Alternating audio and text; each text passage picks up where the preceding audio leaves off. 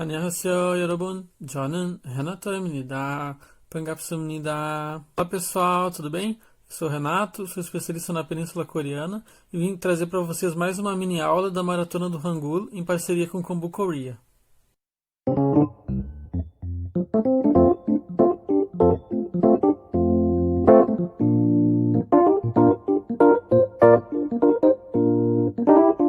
Nessa mini aula nós vamos falar então sobre as consoantes simples. Como nós já falamos bastante sobre a questão da escrita e sobre a questão da romanização, nessa mini aula a gente vai focar basicamente na questão da pronúncia dessas consoantes. Em relação às consoantes simples, tem uma coisa que é a mais importante que vocês precisam saber e lembrar. As consoantes simples, elas vão ter dois sons possíveis. E isso vai depender se elas estão no início ou no meio ou final de uma palavra. Então elas vão ter um som no início e outro som no meio e no final. Isso não vale para todas as consoantes simples, mas vale para a maioria delas. Então isso é uma das coisas mais importantes que vocês precisam saber e lembrar em relação às consoantes simples. As consoantes simples, elas vão ter também um nome, tá? Diferentemente das vogais. As vogais, elas não têm um nome, elas simplesmente têm o som que são daquelas vogais, mas as consoantes elas vão ter um nome. Eu vou estar usando aqui o nome delas para falar delas, mas vocês não precisam se preocupar em lembrar desses nomes, tá? Isso é o menos importante agora, isso vocês podem ver depois com mais calma. O mais importante é lembrar do som mesmo e da forma como elas são escritas. Agora a gente vai ver então cada uma dessas consoantes. A primeira consoante que a gente vai ter então vai ser o Kyok. O Kyok, ele tem som de K ou de G. Então ele vai ter som de K no início ou som de G no meio ou final de uma palavra, tá? E o som de K aqui basicamente é o som que a gente tem, por exemplo, de casa no português, né? Então é esse som de K. O próximo que a gente vai ter, então, vai ser o Tigut. O Tigut, ele tem som de T ou de D. Então, de novo, a mesma coisa, ele vai ter som de T no início e vai ter som de D no meio ou no final de uma palavra. A gente vai ter também o Liel. O Liel, ele tem som de L no início e tem som de R no meio ou no final da palavra. Aqui é importante vocês saberem que quando a gente fala do som do R, a gente está falando, na verdade, no português, do som de um R só. Porque no português a gente tem o som de dois R's, por exemplo, na palavra Renato, né, no nome. Então, só que aqui a gente está falando do som de um R, como na palavra arara, né? Então é esse som que a gente está falando aqui, a gente não está falando do som de dois R's. A gente vai ter então também o P-up. O P-up, ele tem som de P no início e tem som de B no meio ou no final de uma palavra. A gente vai ter também o Tiat. O Tiat, ele tem um som de J.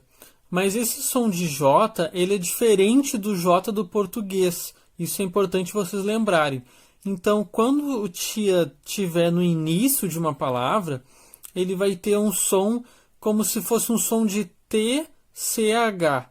Um som de Tchá. Tchá. Não é um som de Já, né? Como a gente tem no português, a gente tem a palavra jacaré, né? Esse já. Não é esse som, é um tchá, tchá. Um som bem leve, não é muito forte.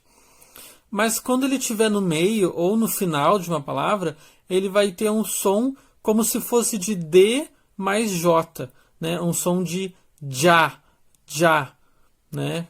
Então, esse é um som diferente do que a gente tem no português, do nosso J, por exemplo, com jacaré. Então, é importante lembrar dessa diferença. Por fim, então, dentre dessas consoantes que mudam de som, a gente vai ter o Ian. O Ian, ele vai ser bem importante para nós, porque ele é chamado também de consoante neutra. Por que ele é chamado assim? É porque quando ele está no início de uma palavra, de uma sílaba, ele não tem som. Ele não tem som nenhum. Por isso que ele é chamado de consoante neutra. A função dele é só ficar ali do lado da vogal, para ocupar o espaço, né? Depois a gente vai ver por que isso acontece. Isso tem a ver com a forma como é escrito, né, o Hangul.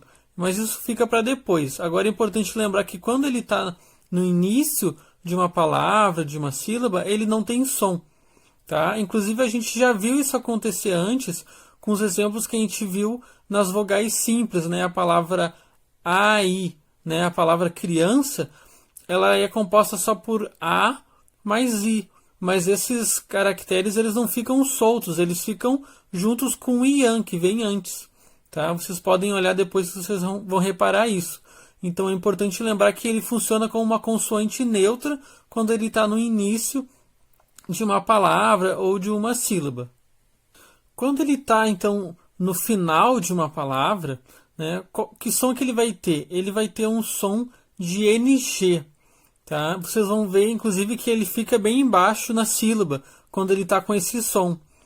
Como é que é esse som de NG? Ele é um som nasalado, né? Assim como no português a gente tem o nosso tio, né? O acento da cobrinha que a gente tem no português, como na palavra mãe, né? Esse som da palavra mãe, ele é um som nasalado. Então esse vai ser o mesmo som que a gente vai ter com o ian, né? Até quando a gente fala o nome da consoante, ian, vejam que ele tem um som de an no final.